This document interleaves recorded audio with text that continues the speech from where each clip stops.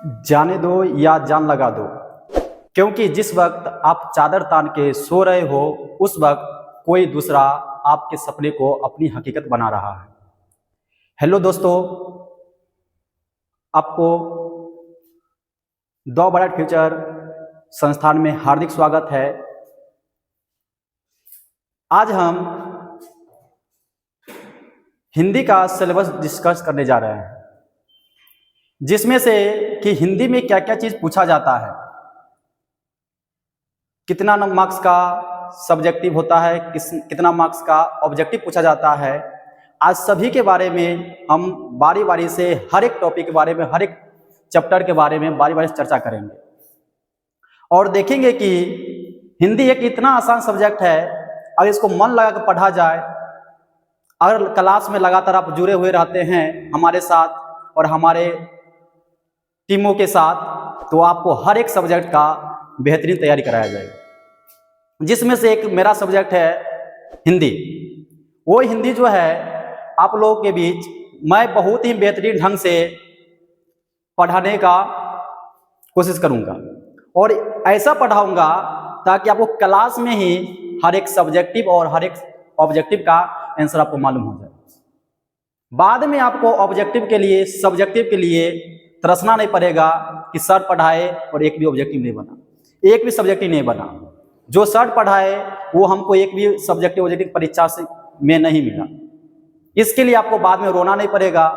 उसी के बारे में आज हम चर्चा करने वाले हैं। और जो मोटिवेशनल जो वीडियो, जो शब्द बोले, जो वाक्य बोले, कहा जाता है कि कोई व्यक्ति जो होते हैं वक्त देख करके सारे काम करते हैं, कि वक्त क्या होता है। अगर समय सही रहेगा तो हम ये कार्य करेंगे, समय सही नहीं रहेगा तो ये कार्य नहीं करेंगे। लेकिन जब आप सोचते हैं, सोचने से अच्छा है जो सोचे उसको तुरंत करके दिखा दिए, तो आपके जीवन के लिए वो सबसे महत्वपूर्ण पल बन जाता है और आप लगातार अपने जीवन में आगे बढ़ते रहते हैं। कि आप सो रहे हैं लेकिन कोई ऐसे भी व्यक्ति है जो अपने काम को लगातार कर रहा है, अपने सपने पूरे करने के लिए लगातार मेहनत कर रहे हैं। लेकिन कुछ ऐसे भी हैं जो अपने सपने को सोच तो लेते हैं कि हमें टॉप करना है, हमें बिहार टॉप करना है, मुझे जिला टॉप करना है, लेकिन वो कर नहीं पाते हैं क्योंकि वो सोचते हैं लेकिन कार्य नहीं करते हैं। लेकिन जितना सोचते नहीं है, अगर उसको कार्य करके दिखा दीजिए तो आपका जो सोचे नहीं है वो सपना पूरा हो जाता है। चलिए, आज जो हम है हिंदी का फुल सिलेबस डिस्कस करने वाले हैं कि हिंदी में क्या क्या पूछा जाता है, व्याकरण से कौन कौन टॉपिक पढ़ना है और किताब से क्या क्या पढ़ना है। क्योंकि किताब जो हिंदी का सिलेबस होता है थोड़ा बड़ा होता है और उसी चीज में हमको सभी चीज मैनेज करना पड़ता है और समय सीमित होता है। और लगातार आप हमारे साथ बने रहे और हमारे चैनल को, द ब्राइट फ्यूचर चैनल को सब्सक्राइब करें और अपने दोस्तों के बीच शेयर करें, ताकि आपके साथ साथ आपके दोस्तों भी इस क्लास का आनंद उठा पाए और अपने जीवन का भविष्य को अच्छे ढंग से तैयार कर पाए।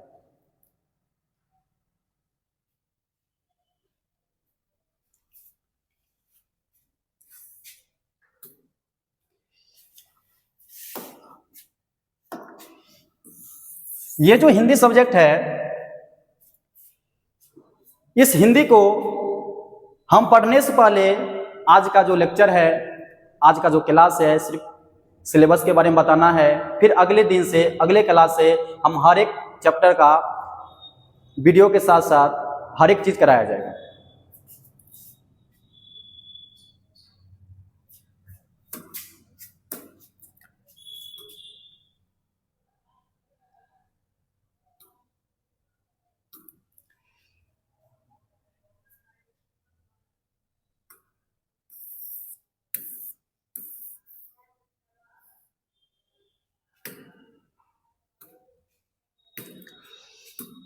देखते हैं हिंदी का जो सिलेबस है, अगर हम बात करें तो हिंदी में जो गद्य खंड होते हैं, एक होता है काव्य खंड,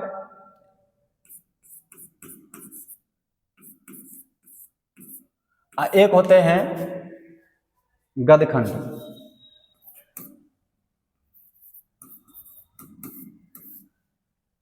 अब बात आता है कि गद्य खंड में क्या क्या पढ़ना है और काव्य खंड में क्या क्या पढ़ना है। जो गद्य खंड होते हैं, गद्य खंड में टोटल 12 चैप्टर आते हैं।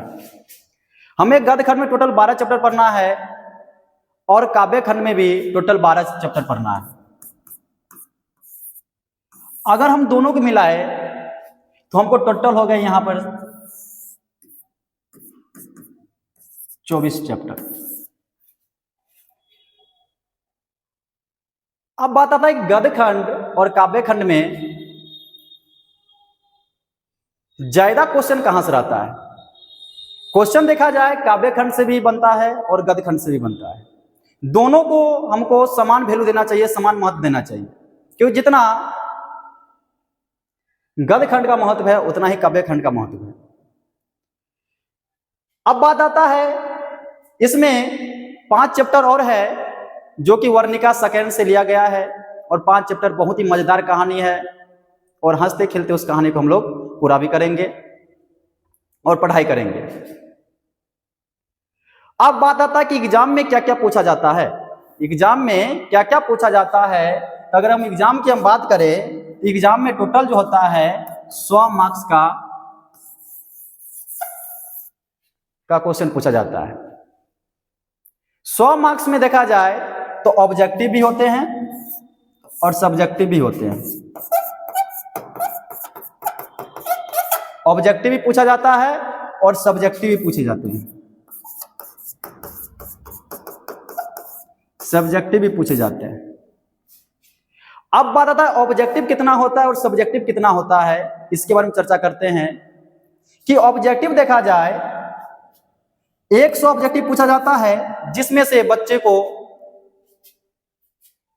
50 ही बनाना होता है। अगर 100 ऑब्जेक्टिव में 50 ऑब्जेक्टिव बनाते हैं और 50 सही होता है तो इसमें से आपको 1 नंबर भी कोई काटने वाला नहीं है, चाह कर भी नहीं काट सकते हैं। लेकिन सब्जेक्टिव में क्या होता है कि आप लिखते हैं, अगर आपका हैंड राइटिंग सही नहीं है, राइटिंग सही नहीं है, लिखावट सुंदरता नहीं है सही, अगर आप इसको कॉपी को सजाते नहीं हैं तो आपको उसको आंसर सही लिखने के बावजूद भी आपका मार्क्स कट जाता है। ये जो होता है हिंदी, संस्कृत और इंग्लिश के साथ होता है।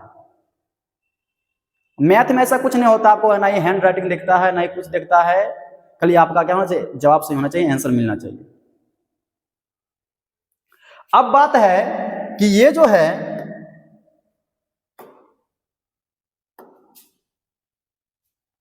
कि इस ऑब्जेक्टिव में कि 60 आप पूछा जाता है ग्रामर से कितना आएगा और बुक से कितना रहेगा ऑब्जेक्टिव, उसके बारे में हम देखेंगे।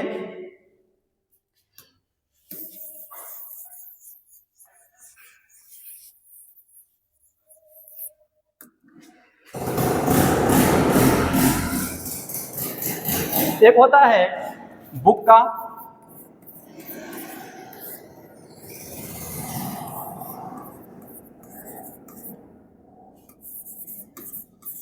ग्रामर का। बुक से आपके एग्जाम में 40 या 45 ही क्वेश्चन ऑब्जेक्टिव पूछा जाता है बुक से। ऑब्जेक्टिव अगर आपको 40 बुक से देता है तो आपको व्याकरण से रहेगा, ग्रामर से रहेगा, हिंदी ग्रामर से 60 ऑब्जेक्टिव। अगर आपके बुक से 45 पूछा जाता है तो आपके ग्रामर से रहेगा 55। आप यहां पर देख सकते हैं कि हमें क्या पढ़ना है, ज्यादा हमको फोकस किस पर देना है, कि बुक पर देना है कि ग्रामर पर देना है। क्योंकि आपका देखा जाए बुक से ज्यादा ऑब्जेक्टिव आपको ग्रामर से पूछा जाता है। और सब्जेक्टिव की हम बात करें तो पूछा जाता है सब्जेक्टिव से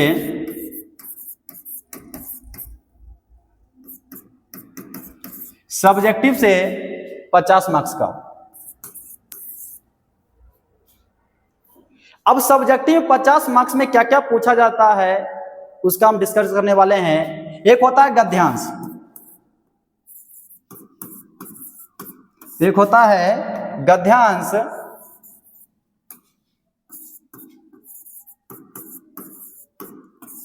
और गद्यांश जो होता है 20 नंबर का होता है।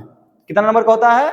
20 नंबर का होता है। अगर ये कहानी की तरह होता है, एक कहानी, एक पैराग्राफ 10 लाइन का हो, 5 लाइन का हो, आपके सामने प्रस्तुत किया जाता है, एग्जाम पेपर में लिखा हुआ रहता है, उसको आपको पढ़ करके और नीचे दिए गए प्रश्नों का जवाब देना है। और सबसे अच्छा हिंदी का देखा जाए यही माना जाता है, बच्चों के लिए प्रिय होता है गद्यांश। और इसको लोग क्या करते हैं, 20 में 20 भी सही लाते हैं।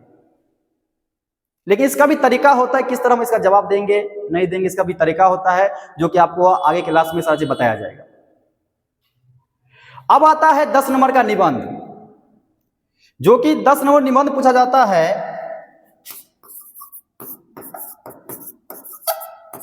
10 मार्क्स का निबंध पूछा जाता है और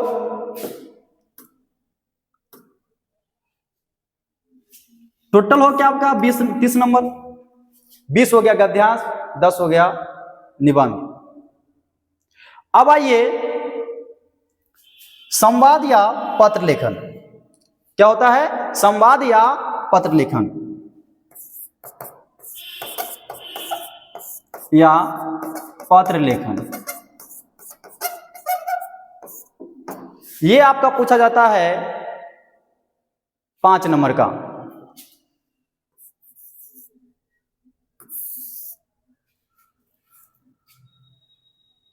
इसके बाद जो है सब्जेक्टिव में आपका लघु उत्तरीय प्रश्न होता है, जिसमें से आपको 20 दिया जाता है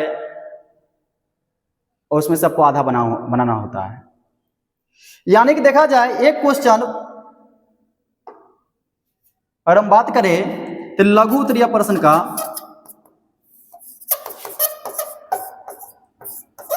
हम बात कर ले तो आपका टोटल 10 मार्क्स का होता है। एक होता है लॉन्ग में दीर्घ उत्तरीय प्रश्न, जो 5 मार्क्स का होता है। और काउंटिंग किया जाए टोटल कितना मार्क्स पूछ जाता है, सब्जेक्टिव में 50 मार्क्स पूछ जाता है। लेकिन 50 में यहां देखा जाए तो 10 जो गद्यांश है, गद्यांश जो 20 नंबर का है, 2 रहता है 10 नंबर का, ये आपका व्याकरण का एक पार्ट है, एक भाग है। निबंध जो 10 नंबर पूछा जाता है वो आपका एक व्याकरण का पार्ट है।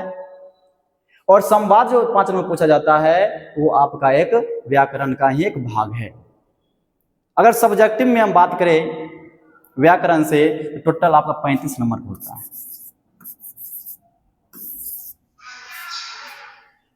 और किताब से आपका टोटल 15 नंबर का ही पूछा जाता है। तो आप यहां पर अनुमान लगा सकते हैं कि किस ऑब्जेक्टिव ज्यादा पूछा जाता है, किस सब्जेक्टिव ज्यादा पूछा जाता है। आप खुद सोच सकते हैं।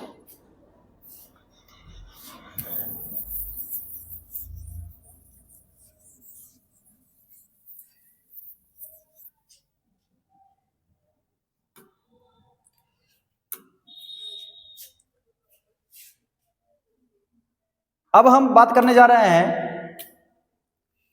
ये जो है गद्य खंड में टोटल आपका यहां से लेकर के यहां तक, यहां से लेकर के यहां तक जो टोटल आप देख रहे हैं, ये टोटल आपका 12 चैप्टर है, जो कि गद्य खंड का है। उसमें पहला जो चैप्टर है उसका नाम है श्रम विभाजन और जाति प्रथा। हमारे समाज में कई वर्गों में बांट दिया गया है। श्रम के आधार पर जाति निर्धारण किया गया है लोगों का, जो कि बिल्कुल सरासर गलत है। दूसरा नंबर चैप्टर पढ़ेंगे विष के दांत। उसी में तीसरा नंबर चैप्टर है भारत से हम क्या सीखे, भारत के बारे में जानने का प्रयास करेंगे और सीखेंगे भारत के बारे में। चौथा नंबर चैप्टर है नाखून क्यों बढ़ते हैं। 5 नंबर चैप्टर है नागरी लिपि। 6 नंबर चैप्टर है बहादुर और 7 नंबर चैप्टर है परंपरा का मूल्यांकन। ऐसे करते करते करते हमको 12 ही चैप्टर का अध्ययन करना है। अध्ययन कब कर पाएंगे, जब आप लोग हमारा साथ देंगे।